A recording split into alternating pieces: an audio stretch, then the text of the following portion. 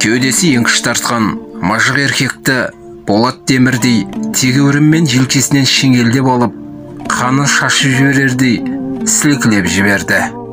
«Кешірім сұра деймін», деді тепсініп. «Сұрамаймын, өлсем де сұрамаймын». Ерінің сөйлеуге ебі келмей тұрса да, үнемі жасаурап жүретін көзімен шек көре қарады. «Сұрайсың, сұратамын мен саған». Елеуреп тепсініп қалды да, алдындағы жасаулы дастарханды төңкеріп жіберді. Енді ауызға ала берген тамақтың айра-жайра шыға төгілді. Нан шашылды, ыдыс-аяқ қирады. Қарсығып қитығып отырған Сәлмен кеудесінде жаны бар демесең, әп-сәтте тірі өлікке айналды. Бет-жүзі дір-дір етіп, аянышты халде тұрса да, қитықшылдығына, шақарлығына салынып, «Сұрамаймын» деді.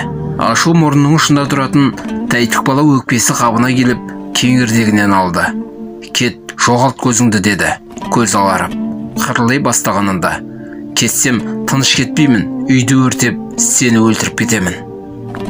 «Қане, өртеш еркек болсаң, орында айтқан сөзіңді».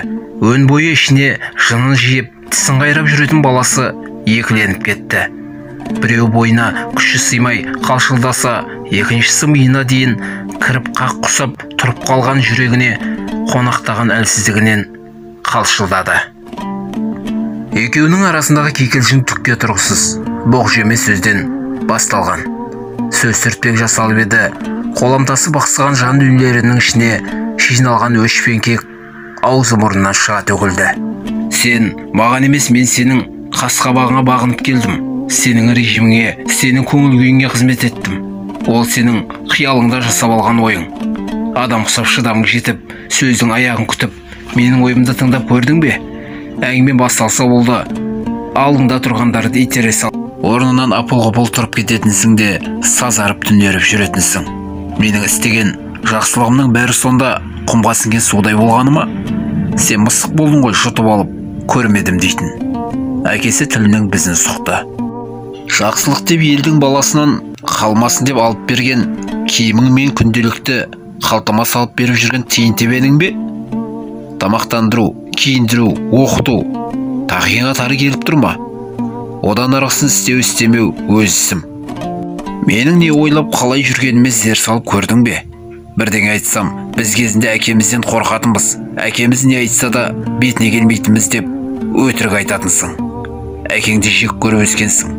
Енді келіп өтірік мәймөңкелейсің. Менің жақсы оқығаныма мақтанатынсың. Спорт жарыстарынан озып келсе мақтанатынсың. Сол кездерде менің ішінде не болып жатқанын түйсігіңмен сезініп көрдің бе? Мен сонда сенің менімен көлгірсімей, өтірік айтпай, шынайы сөйлескеніңді қалайтынмын. Сенің жас кезіңде қандай қателік жібергеніңді, неге өкінетініңді, дұрыс жолды қалай тапқаныңды білгім келетін. Есіл еңбегім ай, күні-түні көз ілмей, кім үшін істеп жүр екенмін?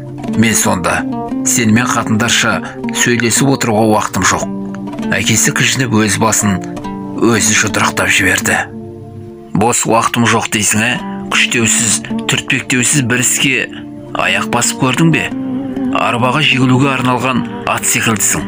Бетіңе келіп бір нәрсені дұрыс істемедің десең болды, бұдан гөрі өліп қалғаным жақсы деп ішіп алып қораға қарай жүретінсің. Кішкентай баладан арысың, құтқарушы өлім ғана деп ойлайсың. Оңай жол осы дейсің.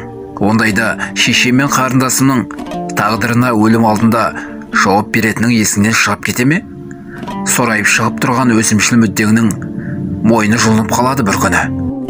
Сәлменнің аузына құм құйылды. Ашу ызасын сездірудің айла тәсілі қалмаған. Баласы кеңірдегіне сүйек қадап отыр. Бір кездері Сәлмен соғыс жылдары Германия жағына шығып соғысқан құрамаларды мақтап жаныға әңгіме айтқан болатын. Соғыс аяқталған соң Кеңес одағы оларды аяусыз жазалағанын сөз еткен. Қиын кезеңде адамгершілікті жоғалтпағандар құтқарушылар, Сталин режиміне қарсы шығушылар деп ақтап сөйлеген. Бірі нацистік терроризм болса, бірі большевиктік террорлық мемлекет деген. Шындығына келгенде Сәлменің олардан алты аласы бес бересі жоқ.